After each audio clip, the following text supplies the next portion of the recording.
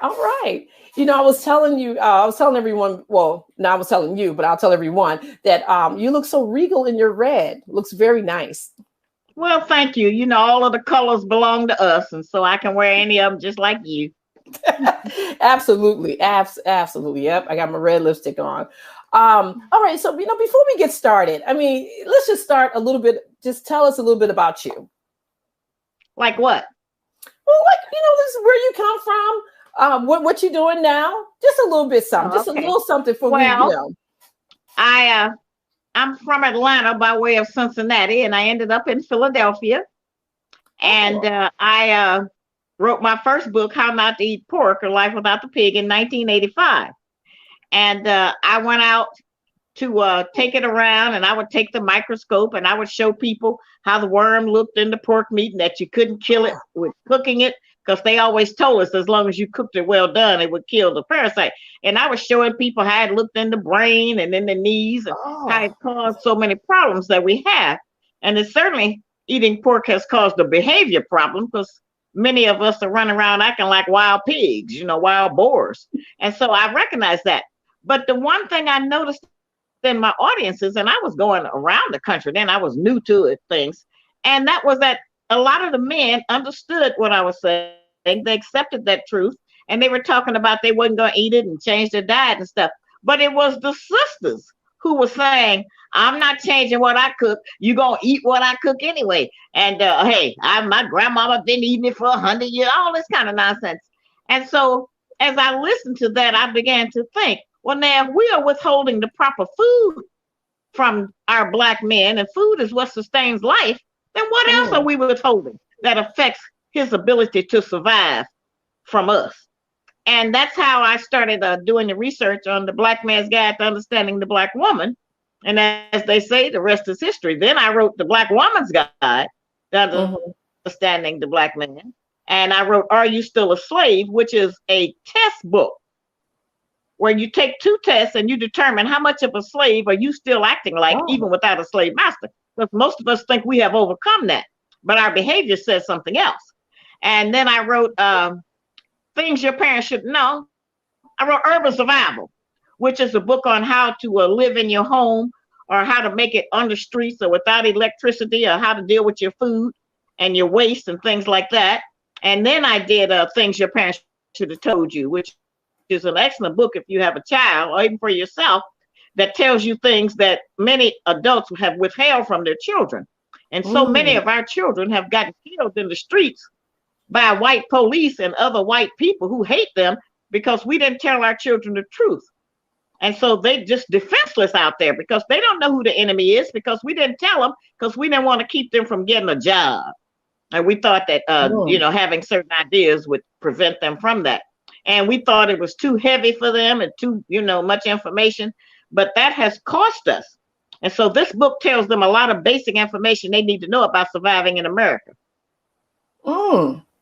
Wow. Okay. So, I'm just going to just take you back just a little bit before we go there. So, when you were younger, were you always like a writer, or did you just think, oh, okay, I can't, I love writing, I'm just going to do this, or did you just write out of necessity? No, I knew that I was going to do something with books. Now, the way I Okay. knew that is that even when I was a little girl, I was just mesmerized by books. I would go in the library and just walk down the aisles, rubbing my hands, touching all the books. I would open them and see how they were made. I would take them apart. So I knew, I Oh. felt I was going to do, but I didn't know what I was going to do with a book. But I knew I liked books. I liked how they were, and I saw the books differently. My books are not just run of the mill page after page of writing, because Hmm. I saw the book and I see a book as a canvas.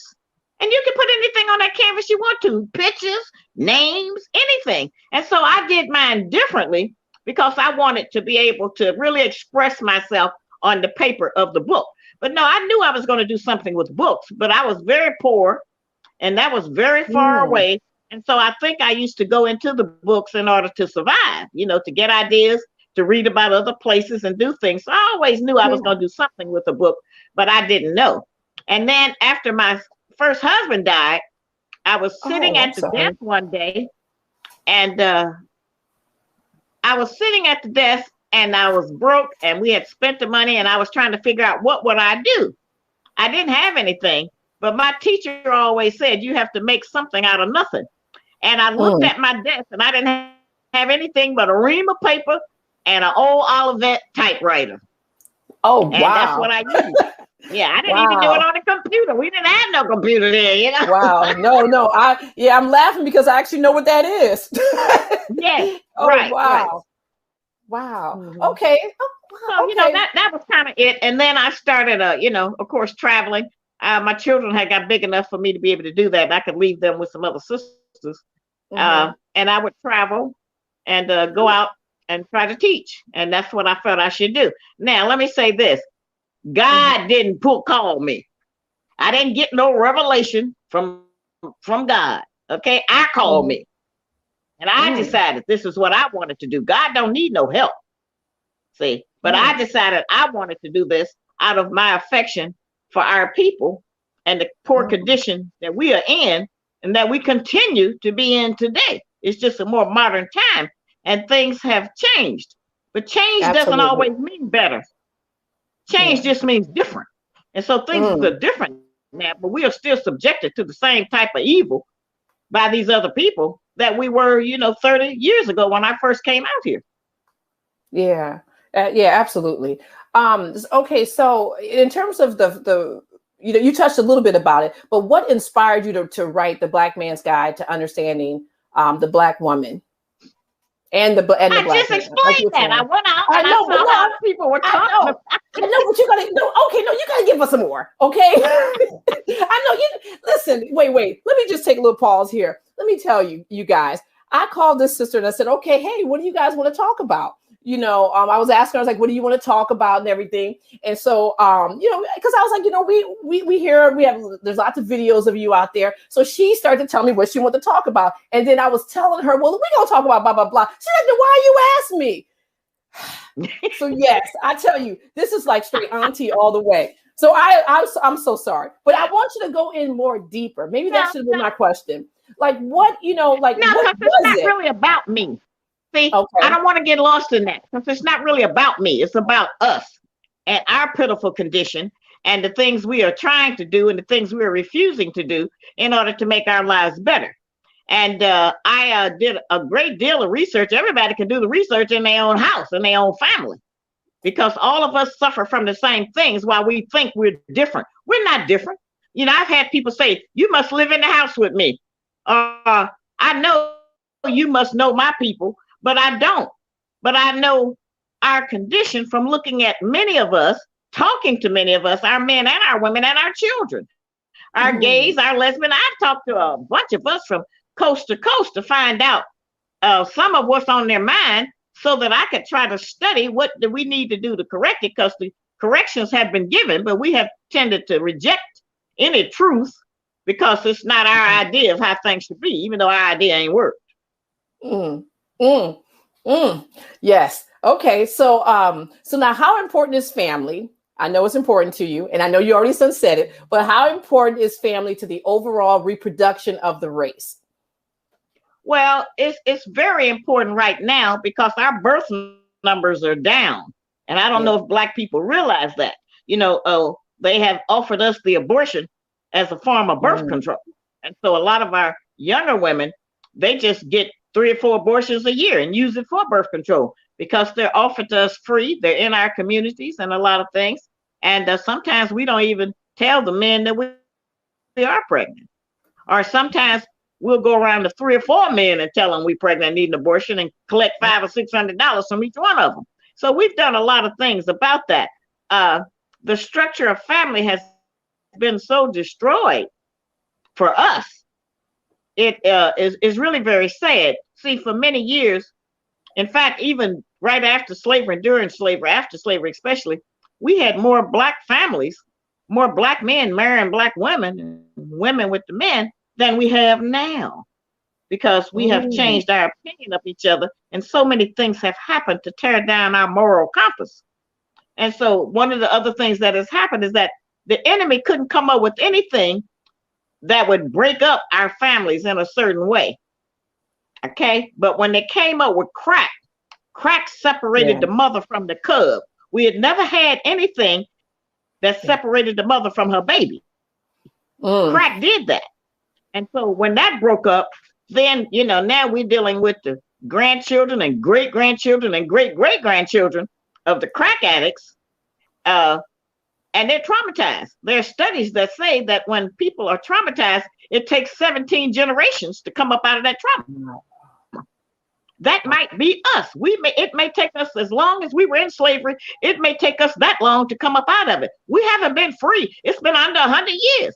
We don't have a big history to talk about having no freedom just because we got some football stars and basketball and Oprah and a few of those people. That doesn't mean that we're free, because a few of us have figured out how to make some money. Yeah. And so our families have been so torn apart, and we have been made to hate each other. And the other reasons is that every problem that the white woman has had with the white man, they have pushed those issues on us, or we have adopted those issues and decided that that was our problem too. When I keep saying we don't have nothing to do with the white woman and what she got going with her man. We trying to deal with our own. And as a result of our frustration and our anger, many of our men have left us to go to women of other nationalities because they feel like they can get along with them better. It's not because they're better women, but they haven't suffered the same kind of traumas that we have from childhood growing up, what we saw, what we did, and all of the things we had to go through. And so their mood is better. They ain't mad all the time like us. We be uptight. We have unrealistic expectations, and the unrealistic expectations has been our downfall. We have made up ideas about what a relationship and a husband or a man is supposed to be like. We don't mind having a man as long as he don't act like a man. We could be with him, but if he start coming up in that trying to give some instructions or say how he wants things or what we supposed to do, we go get everybody then. No, you trying to tell me what to do. Somebody need to tell us what to do. It's obvious we don't know what to do. Yeah. That's okay. That's a perfect segue to my next question. Can you break down what everybody's role is? The man, the woman, and the child. Like what is? Well, I can't completely do that, but I can mention some of what the tactics that have been used to maintain a civilized society where the people have somewhat of freedom, justice, and equality, even inside the family. We keep talking, everywhere I go, people say that final thing, we just need to come together. We just need to get in unity. Well, most of us can't get in unity with the people we live with the people we've been with all our life. We can't get in unity with them. So that can't be the total goal. We're going to have forced unity. See, not getting along is a luxury. Being able to disagree, break up, make up, and all of that, that's a luxury. But there will come a time based on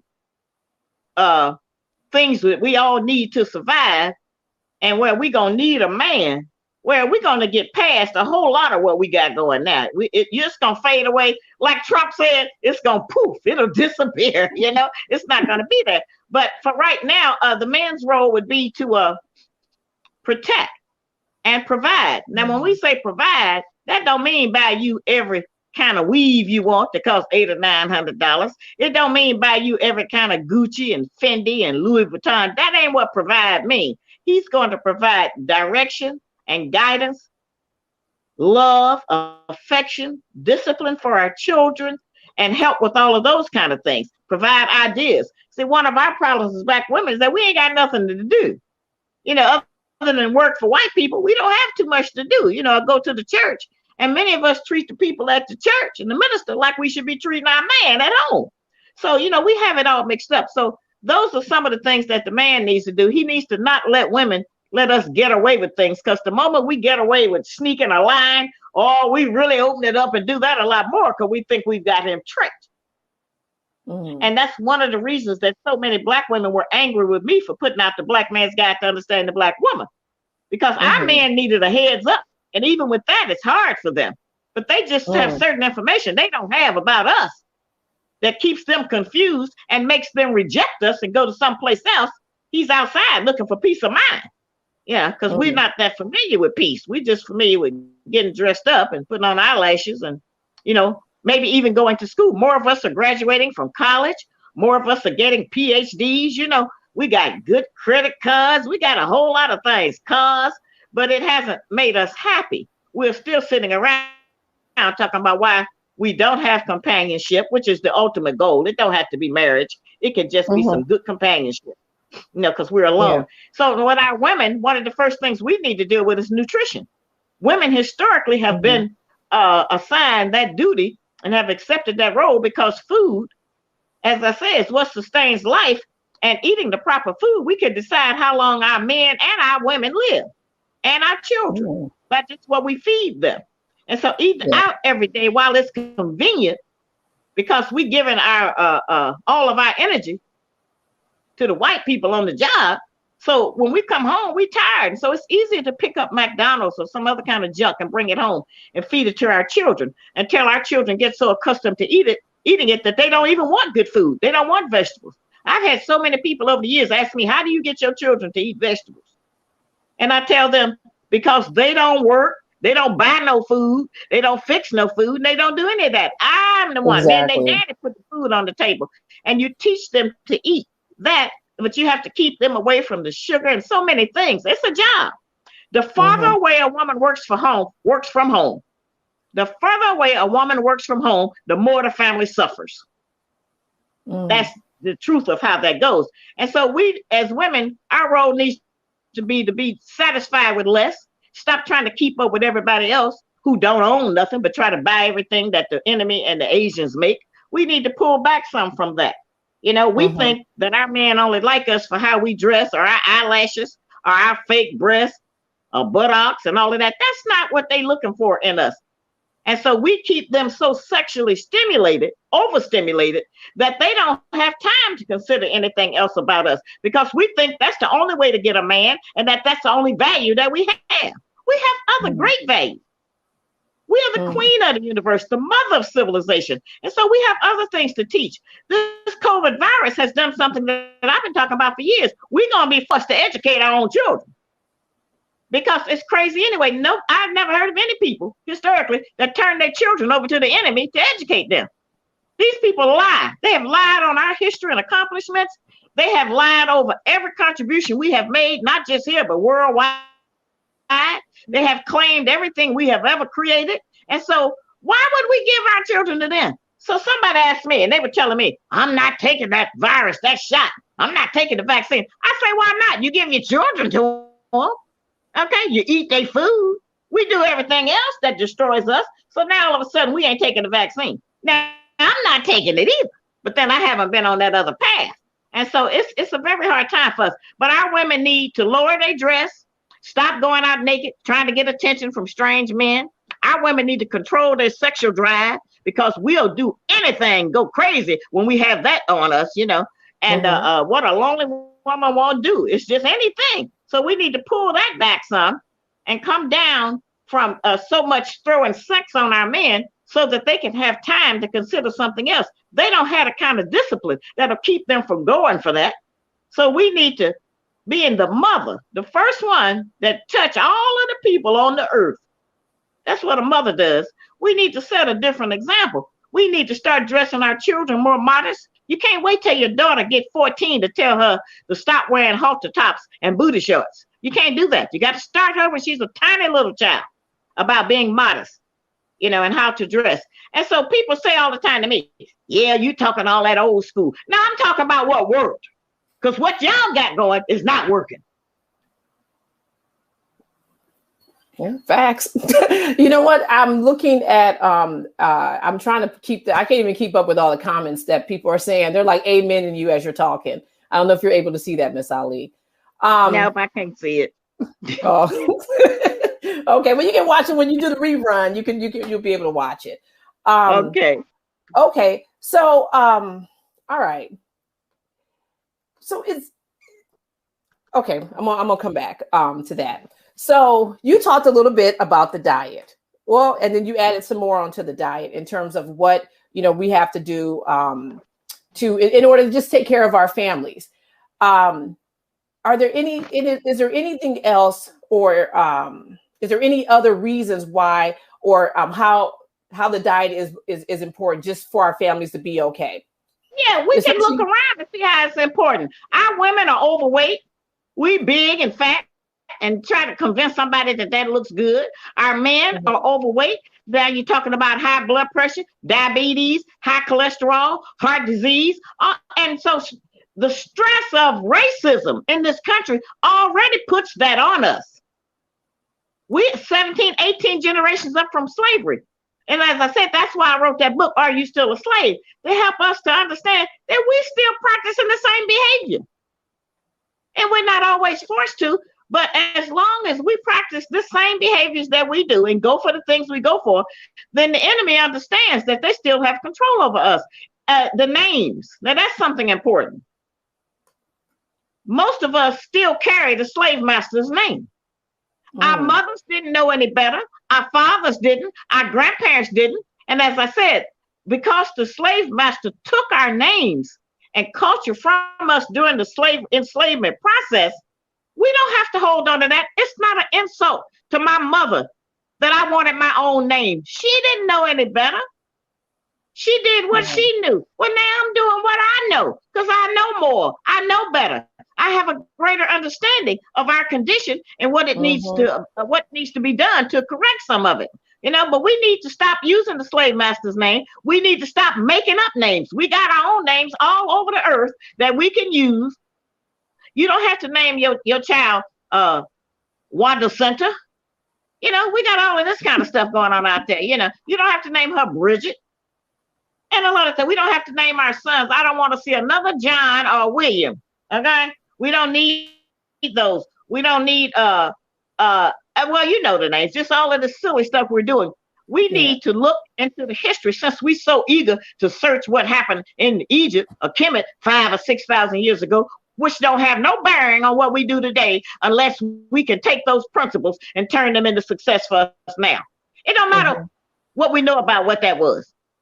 They use certain set of principles. So we need to use that set of principles and maybe we can make some progress like they did. But learning all of that, it's of no value. It has not worked that if we knew who we was, we would do better. That's not true. It's a lot of people who know the entire African history and they can run it to you and they're not doing what they're supposed to do. Yeah. Yeah. Well, you know, here at HAPI, we are, that's a HAPI principle. HAPI is the ancient Egyptian name for the Nile River. And we are definitely creating the Nile River with everything that we're doing. So we are using history. We're using that principle of cooperative economics, you know, and that's what, yeah, exactly. You know, it's just like exactly what you're doing in terms of, you know, like we bringing you here so you can share your knowledge with everybody. And, you know, but I like your, you know, like, let's get up and do something. You know, so when you talk about the influence of like white folks and racism on us, do you think that it's affected each of us differently, like men and women, or do you think the effect has been the same? Like, do you think like one of? Go ahead. You know, see, when you look at us here, some of us wear our hair different ways. Some of us wear jewelry different ways. Some of us dress different ways. That's because we come from a lot of different tribes. We didn't come from just West Africa. Okay. We come from a lot of places and we bring those tribal ideas along with us, deep within us. Okay. Yeah. And so some of us want to wear our hair in a lot of what we would think would be odd or wild hairstyles, when that's really just in us. That looks good to us. We think that that's the way to do it. But it has affected many of us in the same way, and it has affected many of us differently, as I said, because we come from different tribes. But we're not a different people. We all have the same certain attitudes. You know, we have let people tell us when we can wear certain colors. You know, you can't wear white after Labor Day. Why? Who said that? Who made that up? We don't know. But we go along with a lot of these rules. Yeah. And other people made up, you know, and we have lived in a society where our man has been disenfranchised. We have run them crazy at home, and they've been around so many women, they grow up and talk like women and act like women. You know, when we dragging our son to the beauty parlor to get our hair braided, he got to sit in there and listen to women for 3 and 4 hours.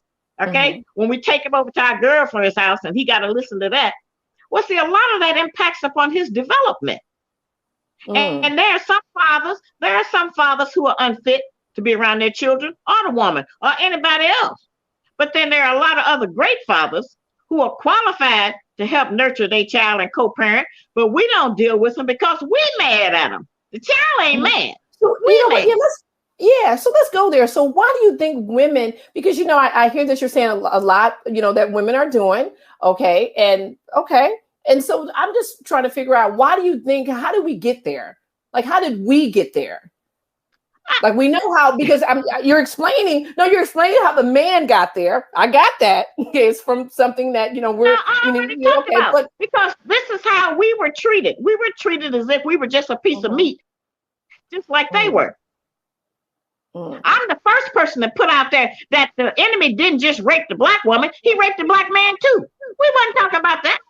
But I try to bring information that maybe will help us see that we have a predisposition for certain kinds of other behaviors. Right? Absolutely. So, our men have failed, and they have failed because they have not had the right leadership, but they have mostly failed because they have been denied the opportunity to provide for their family, like the white man through force was able to provide for his. See? And so, and in addition to that, after he being disenfranchised, then they taught us to demand certain things from him that the enemy has intentionally kept him from getting. So it's just a 6 of one, half a dozen of the other. It's a trap. And we are into that because, our attitude be, well, he ain't got nothing. So what? We ain't got nothing either. If the white man pull out from up under us, the only reason we got anything is because they've made more benefits and things available to us. And so it makes us think that we have risen up. We haven't risen up. They have allowed us to rise up so they can keep us separated from him, so it can make him look bad. And so we will think we're better than him. Yeah, absolutely. That's just the same. Yeah, absolutely. Yeah, it's like fake progress. So now, do you think that Black women see gender before they see race? And if so, why? What do you mean? I don't understand the question. So, like, do you think that, like, as Black women, do we identify with being women first, or do you think we identify with being black first? Well, we used to identify with being black first and having a black man. But because of the women's liberation movement, now we try to identify as being female. And we got all of this here, black girls do this and black women do that, and we have not come up with a program as Black women that honors our men as much as we honor ourselves. Okay. It would not be us if it were not for him. Okay. But how do we get us together if we don't honor us first, so that we can have something to then offer to somebody else? Well, everything is just a decision. And when a lot of us hear the truth, we don't want to take that truth because it requires us to change and rearrange the fake values that we have been forced to accept. We think to live out here. And many of us think that if we do that, that we will become ostracized. In order to rebuild our nation, you have got to be brave. You have got to step out on the truth. And we don't keep needing a God that we can love. We need a God that loves us. That's different. Okay? Yeah. And once we accept that, then maybe we'll be able more to do what God has said he wants us to do. Now, God don't need no help. It don't matter if we do right at all, because it's going to fall back on self. That's who we have been unjust to, ourselves. And so we can set a better example. And just cooking. I talk about cooking all the time. I don't know how so many of us have missed that. Cooking food and invite somebody over for dinner. You have somebody at least for some company sometime, because most of our men are lined up every evening somewhere to buy some kind of filthy, greasy food because they don't have nothing to eat. I talked to a young brother the other day. He told me he don't even know no women that cook. Start with his mother. Yeah, you ain't surprised at that. In fact, many of our women don't cook, and they go around saying they think it's something to be proud of. I don't cook. They brag on it. Many of our young girls can't boil water, can't boil an egg, can't do anything. And they think that's cute because we don't have mothers in the community anymore as much teaching how to cook. We buy everything out. We don't know what we eat. Snails, raccoons, squirrels. We don't know how to identify meat. And the other thing, the problem that we have is that we do not have a food path. That's PATH, a food path. The Asians have a food path. They have their food imported in, their language is on there. We can't even read it. It ain't even for us. We don't even know what them cans and bottles say, okay? They have that. Even the Africans, the Arabs that are here, they bring their food in. They have made up a way to deal with the customs and to know how to bring food in. We don't know how to do that. You know, and certainly the white people, they getting food out of Germany and different other places, Russia. They getting there bringing food in. Well, where do we get our food from? And what food is that? Yeah. See, we don't have that. So we're totally dependent. The Hispanics, the Latinos, they bring their food in. They may bring it in from the islands, from Mexico or whatever. They bring their food in from Spain. The Greeks, everybody have a food pass. We are the only people here who don't have one. So if the enemy, our open enemy, decide to stop feeding us, we'll starve to death. Yeah. Yeah. I mean, we saw that with COVID. Yeah. We don't have any, it's a lot of basic things we have not done that any people who are trying to survive would ordinarily do. And then we want to come out here and think we should get the top man and that he should go along with any nonsense we practice just to have sex with us. Okay. Yeah. All right. Because we think that's all we got. We think that's all we got. Yeah. You know, when nothing's been poured into you, those are things that you think the only thing that you have going on. And if you look at TV, then you're just like, well, yeah, I guess I'm supposed to be doing this. That's so right. We got to bring it back. We got to take it back. So, you know, you touched a little bit about. Some people have, and their life is better. Some women have, and some men have. Now, I know that our brothers are broken. Many of them have had such a hard time. You know, we don't even know what it's like to be a black man in America. They're hunted down like wild animals. And they are killed unjustly. It doesn't matter. You know, rather, it used to be in the wrong place at the wrong time. Now, any place is the wrong time for our men. And because of the women's lib movement and the big mouth many of us have developed out here trying to talk and yell and jump up in men's faces, now the enemy treating our women like they treat our men. They throw them down, shoot them, anything. So we need to see these patterns and recognize that all that jumping up and down in church every Sunday morning ain't getting us nowhere. We ain't getting no benefit from that. It's just a play to go and let off steam, let off stress, but it's not building what we need to build. Every black church in America should be donating money to educate 5 or 10 children in their communities. Absolutely. They have the money. Stop giving it to the pimps, to the preacher. He's a master pimp. Women look for a pimp. They want a man that tell them what to do. They just don't want no accountability with him. And so he's out there collecting the money up, living a high life when the people in the community are in need. We should be providing scholarships to help some of these children get into different kind of courses. Not all just that kind of on paper education. You know, we need to have them to get into classes for car repair, refrigeration, automotive, air conditioning, plumbing, carpentry. It's a lot of things that a computer can't do. Yeah.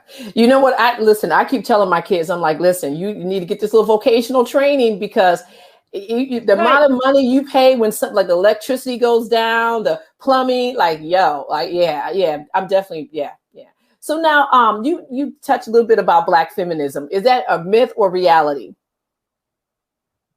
Well, it's been a reality in our life, you know.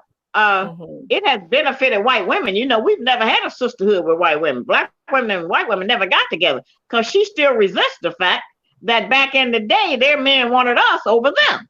They were just used for breeding. If they could have a baby, then that could keep them going because white can only mix with white and make another white. Okay. And let me see, what's this, 20? Probably by 2050, the white people are going to be the minority in America. They're going to find out what minority means. Now, that's going to cause a real overhaul in the government because if they are the minority, then they don't have a right to control the Senate and the Congress and every other office, political office, unless it's just based on the fact that they're white.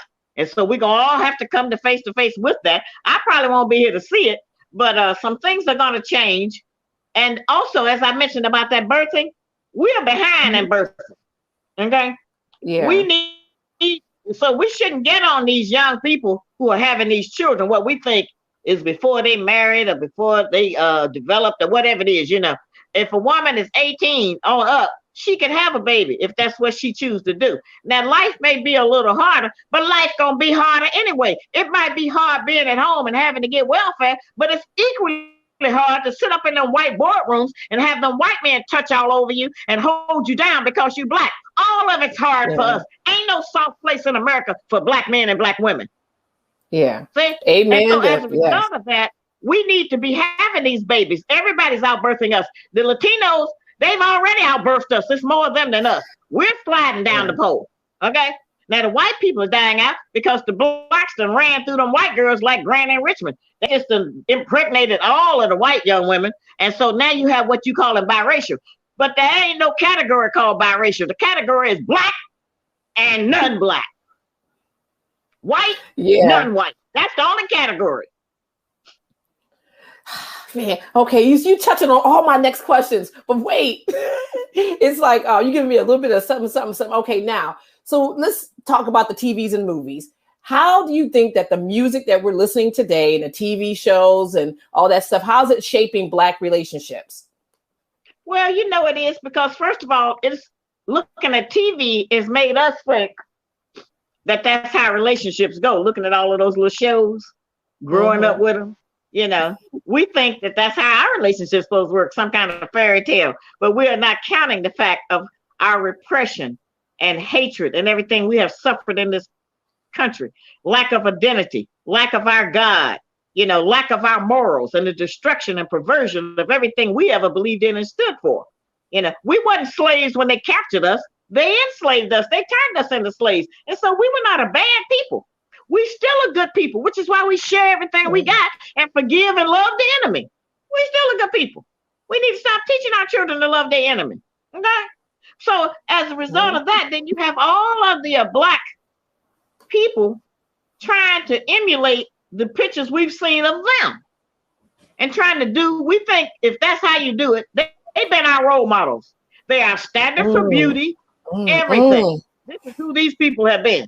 And so we think if we can be like them, that will make us successful. It will not. We have that PTSD, post-traumatic stress. We have it. All of us have it. Not one or two of us. Some of us acted out more because of their environment and their situation. But all of us are suffering from that. It makes it hard. And so I have suggested that when people get together, it don't have to be for no long-term relationship, but that they need to talk about what slavery has done to us. It ain't nothing back in the day. It's right now. They're not killing us back in the day. It's right now. So we could discuss those things and talk about all of the obstacles that are going to come up to keep us apart.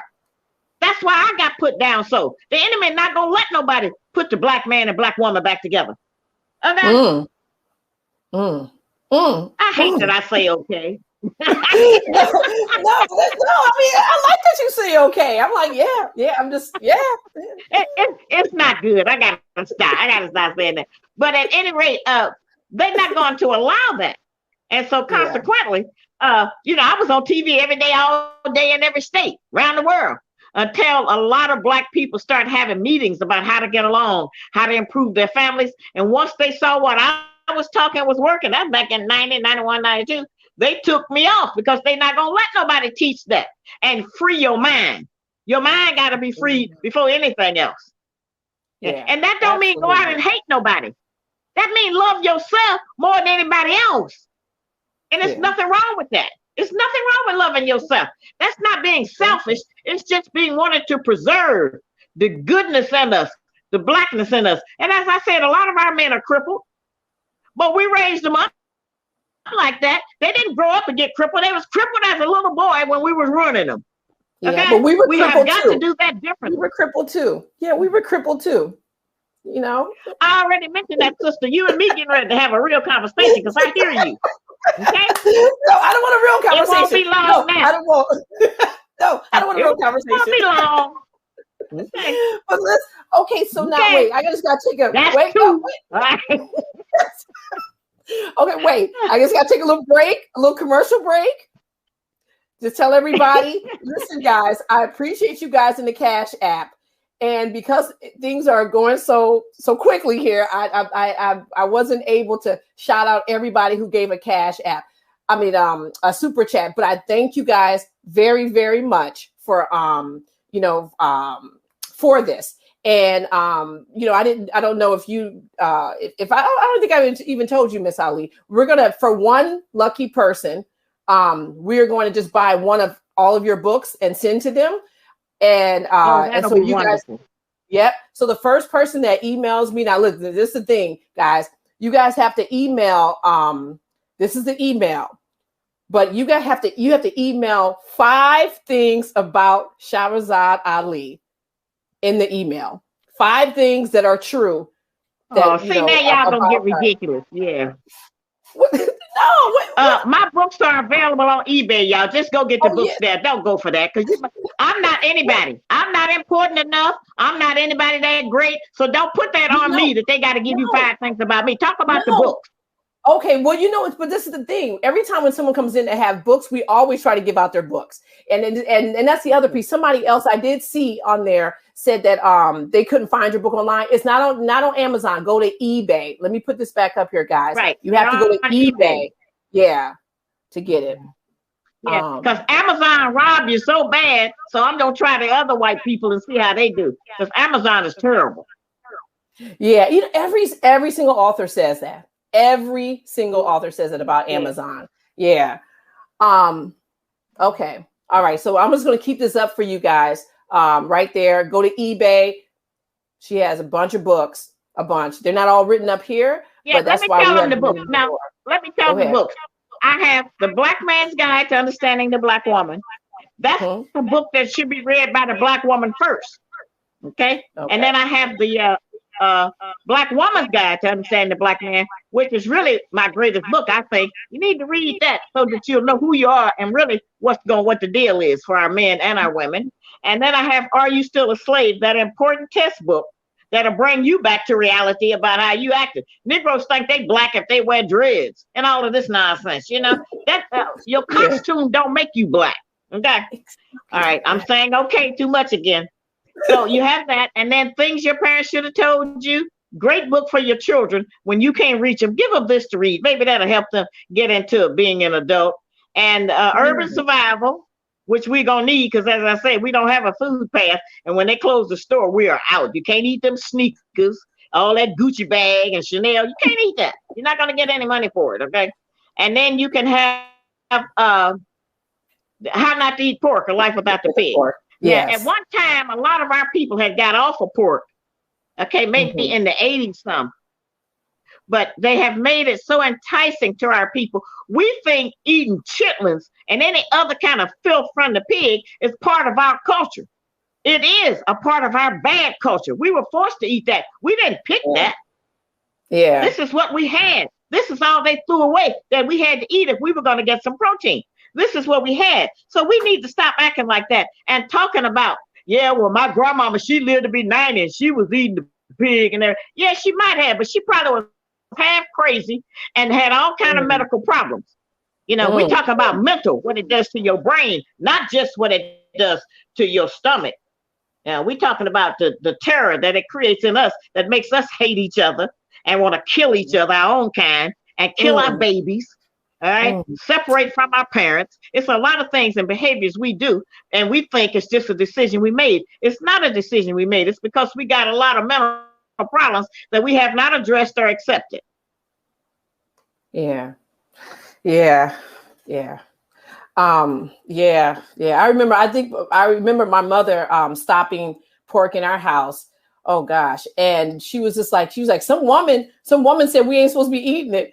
And it wasn't until years later that I figured out that she was the woman that said we shouldn't be eating it. Yeah. But I remember she shut it down.com. Yep. She shut it down.com. Yeah. She was like, we're not doing this. Yep. And even, the story for another time. Anyway. All right. So you talked a little bit, and you know what? You said you don't want to use okay, and I don't want to keep saying. I know you talked a little bit about this, but when you talked about the television, have you noticed that? What are your thoughts that now it's just like a barrage of just black and white couples that are on TV commercials? Like we don't ever, there's not that many commercials that we're seeing that has like a Black family on Well, there. we don't really see a lot of Black images and families in that way. What we see is Black people acting like white people. And that's how they'll put them on. Okay, we see that. We see them practicing the ideas and behaviors of the enemy.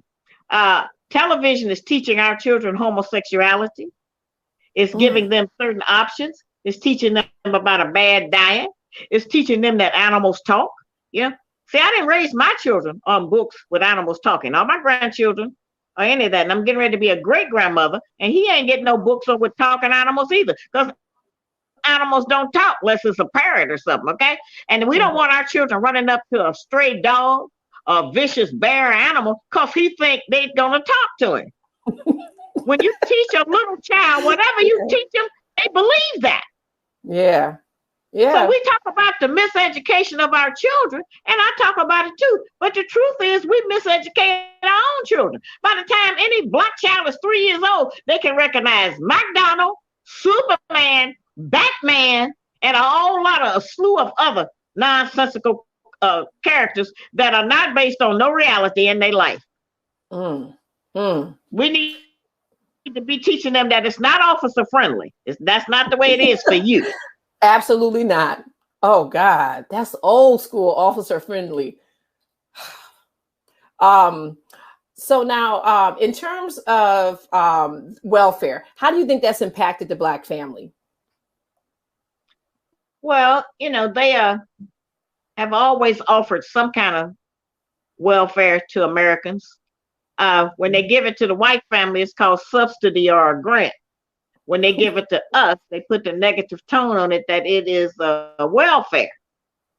They let the white family stay together. The farmer's wife or the inner city wife, they keep them together. Their whole goal right now is they claim is to keep a family together. They're talking about white families.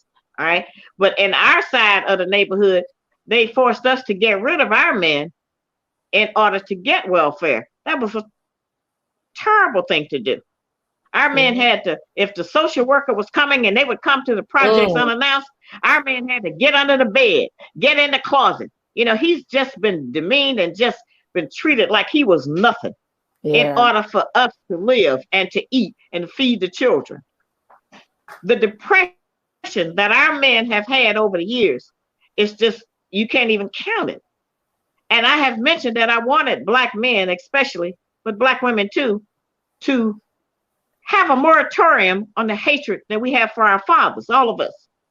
Because times are hard now for a Black man to try to work and pay child support, his car note and insurance and his rent. Times are hard now for many of our men to do all of that, even if they're working. But imagine what it was like back in the day if people had the same needs and he didn't have no way to get nothing. Maybe he was working for a quarter a day. Maybe. He didn't have anything and didn't have anywhere to go. Completely defenseless. The only person been on the Black man's side is God. Because we certainly haven't. Most of us, not all of us. But the example we have set. And I can't speak in absolutes. And I'm not going to try to talk about Black men and Black women in the same voice, sister. So we don't have to come with the comment, well, we have been through that too. I'm not talking about us now. I'm talking about him. He is the head of our nation, not us. That's why they had to attack him and keep him down. He is the best man on the earth. The only one that God gave to us. Even in his pitiful condition now, he's better than all of the other men. He's the most beautiful. He's the most beautiful. Yes. He's the finest. And he got the swag. I say it all the time. There's no Black men, the walk, all of it. Oh, I love it. Well, that's a good idea, but that's face value. We got to watch that because he can't feed us with how he walk. He's got to be free in his mind in order to know how to make a living for us. But he is fine. Yeah. He is fine. Yeah. He is gorgeous. Confidence. It's and the he confidence. Want us. Well, that's false bravado because everything has been taken from him but that. Yeah. So he got to walk around like he's bigger and got more or better than he is. Because if not, what would he do, sister? What would he have? Nothing. Yeah. All right. Yeah. He hated by everybody. His mama hated, His woman hate him. The children hate him. The sister hate him. The job hate him. See, that's a hard life for anybody to try to survive up under. Yeah. And many of them have become introverted. They half crazy out of their mind. As I said, we all got PTSD. Yeah. Some of us can handle it differently. We have a different support system for us, and it makes us think that we came up on our own. But as I said, we didn't come up on our own. Most of us, if we didn't get help from the enemy, and he don't give our man the same help he give us. So true. Okay. That makes us his woman. We the enemy's woman. We married to the government. Because they give us the food stamps. They give us Medicaid. They give us Section 8. They give us welfare. That's our husband. And that's how they want it.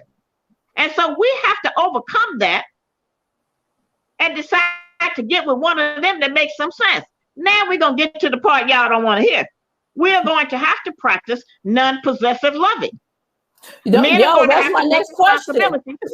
That's my next question. Men are going to have to take responsibility. Yeah, no, you don't want the answer to that. But men are going to have to take responsibility for more than one woman and her children. Most men got more than one child. Okay? A man shouldn't have to neglect all the rest of his children because he with you and me.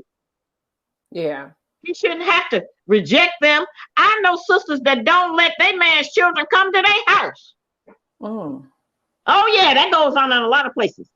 I know women who won't let him acknowledge them, don't want your children to meet. Children don't have no problem with that. They be happy to meet their other sisters and brothers. That's us tripping like that. Yeah. We got people who don't want him to take our children over to his other woman's house if we break up with them. We even got women that go with somebody else and still won't let our men be involved. We got this thing completely mixed up if we are talking about trying to raise a better child. Now, when we talk about our own emotional situation and our own emotional condition, we are totally nuts about most of it because of our insane jealousy. And until we overcome that and recognize with the shortage of not just available Black men, but capable Black men. Yeah. All right. You have two choices. And I keep telling sisters that you can be the woman or the other woman. You ain't gonna be both. You're gonna pick one and stay in your lane. Live that life and it'll be good. Truth be told, I keep telling y'all, don't no woman want no man on her feet all the time, every day and every night anyway. We could give up a couple of days to somebody else, we wouldn't even miss it.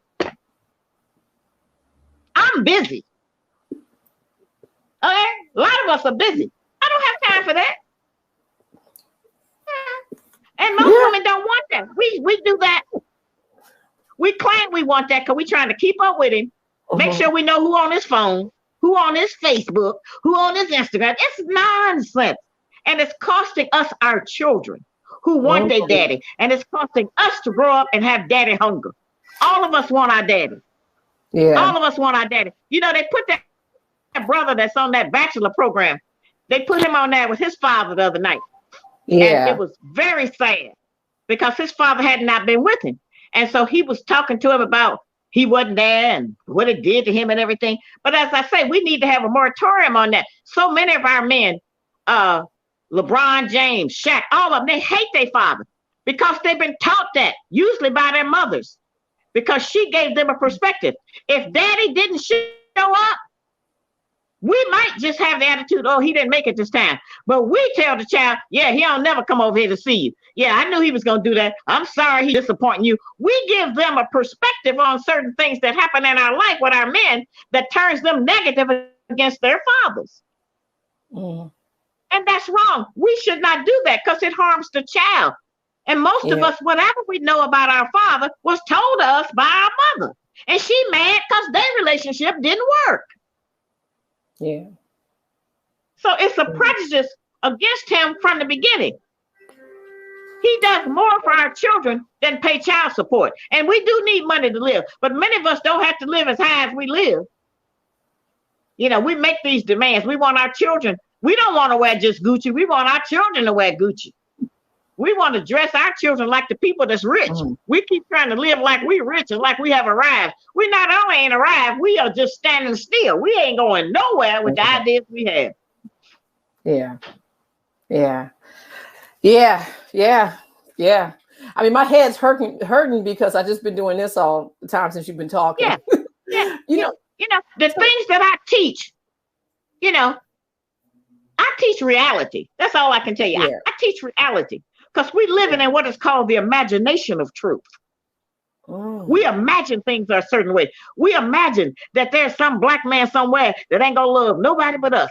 Oh, even though y'all study history, there is no history of no black man on the earth in the Bible, in the Torah, in the Quran. There ain't no history of them just loving one woman and being with her their entire history. So if that don't exist, why do we keep wasting time trying to find that mystery God? It's not there. If it was there, I would have it. Yeah, tell me. It's not there. Right? Yeah. And if he loves somebody else, that don't mean he don't love us. Look at it how we love our children. We love each one of them equally. There's no best one. He's not with us just for sex. That's just usually what we offer him, so that entices him in. But when that happens, after that, he's ready to keep going. Yeah. Absolutely. We don't try to work things out.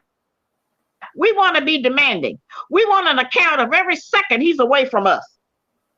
He's not our slave. He's trying to stop being a slave to the white man. We want him to be a slave to us next. That's not how it's going to work. It doesn't work that way. Yeah. And he has to have self-control. He has to not practice fornication and adultery.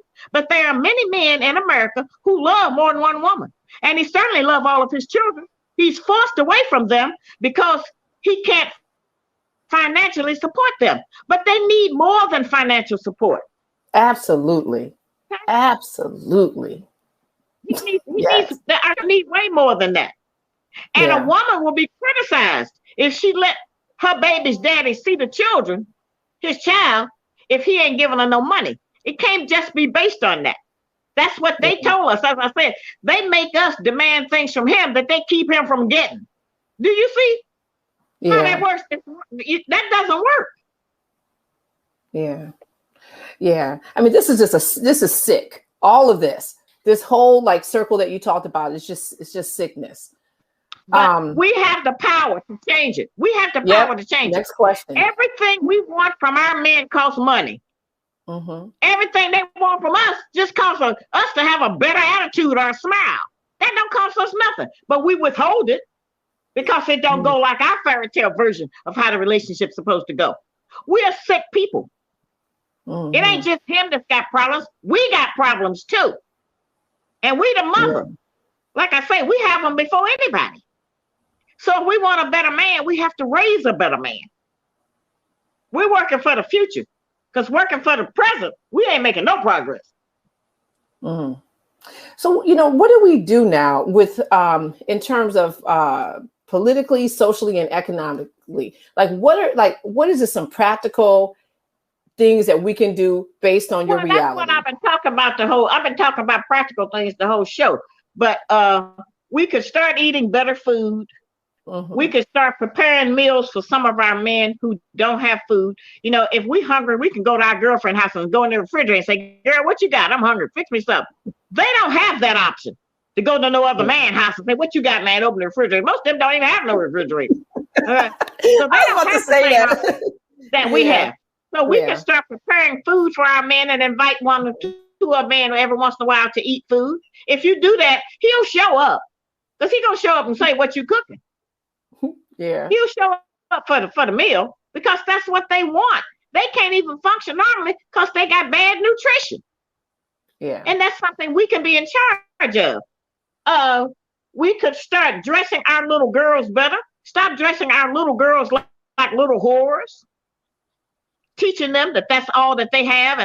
And we need to stop putting weaves in our little girls' hair. The hair they got is fine. Every time we put all that weave in our hair and put on all them eyelashes and all of that foolishness, we're teaching our little black girls that they are not good enough.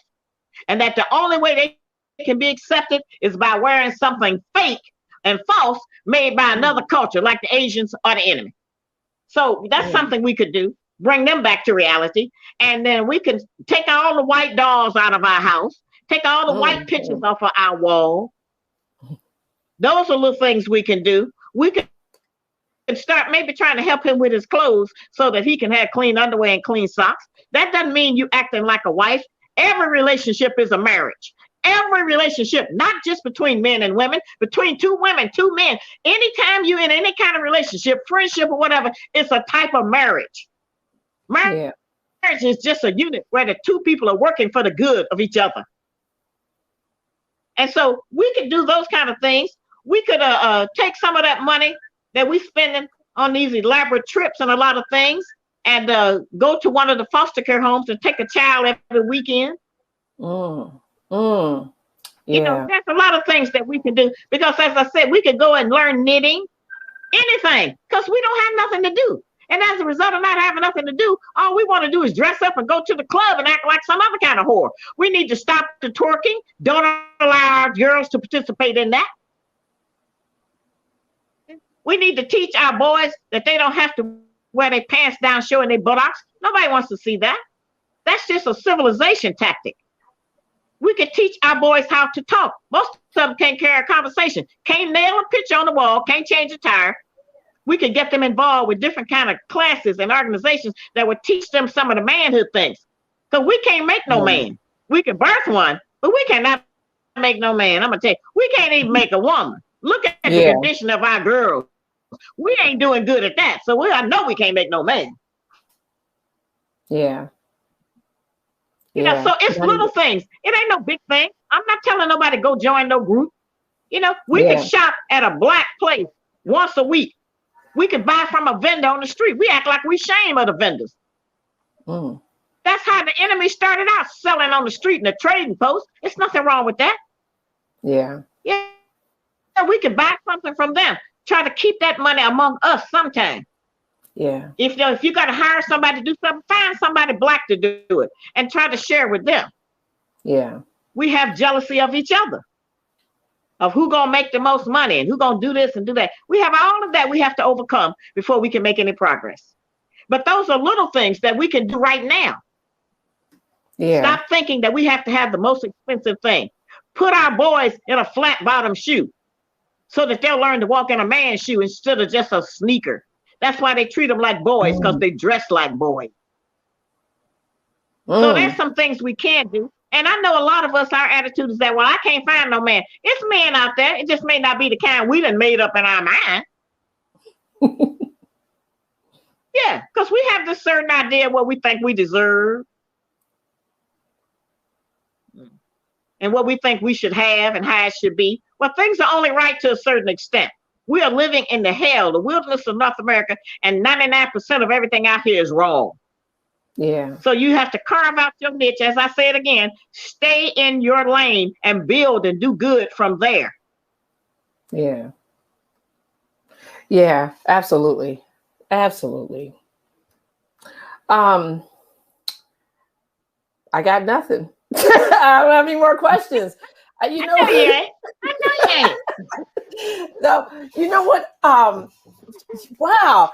You know, I did. Well, just one question. How many kids do you have? You in the beginning you were talking and you said your kids. I was just curious as to me how many kids you have. No, I never say kids. My children. I have 3 children that I birthed, and my husband has 9 others, so I have 12. Okay, that's what's up. Now he's dead. My husband passed. My first husband passed in 1985. And my second husband passed in 2009, I think, or 10. Oh, I'm sorry. You know, and I had 2 successful marriages. I had 2 good men. Most women don't get one. One died from a heart attack, and the other one died from lung